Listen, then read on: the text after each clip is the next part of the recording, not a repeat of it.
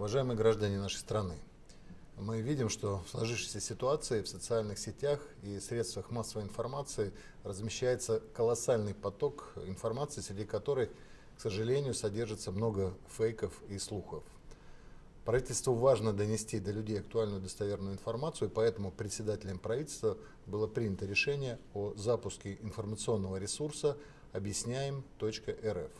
Он будет работать по аналогии с уже известным порталом Стоп Коронавирус РФ, и новый портал станет источником проверенной, официальной и, что очень важно, оперативной информации, которая будет обновляться в режиме реального времени.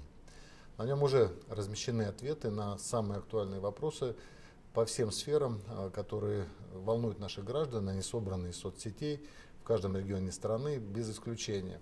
От транспортного сообщения до вопросов финансовой стабильности и, например, работы учебных заведений.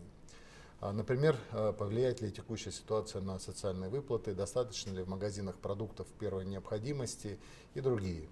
И граждане также смогут направить свои вопросы по текущей ситуации в стране через специальную форму обратной связи. Обращение можно будет направить прямо через страницы портала объясняем.рф или его присутствие в аккаунтах в социальных сетях, в Телеграме, ВКонтакте, Одноклассниках и Вайбере.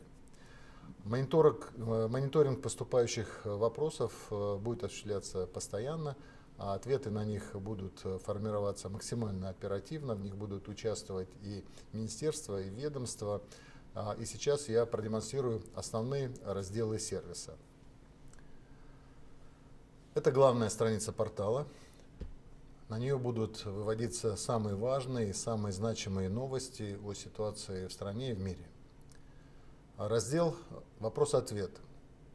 Здесь собраны ответы на широкий круг вопросов, которые уже поступили от россиян, например, о ценах на продукты, о работе медицинских организаций, школ, детских садов, вузов, о поддержке бизнеса, о том, как пользоваться банковскими услугами и так далее.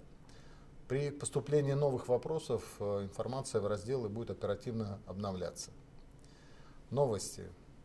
В ленту оперативно добавляются самые актуальные материалы исключительно от официальных проверенных источников.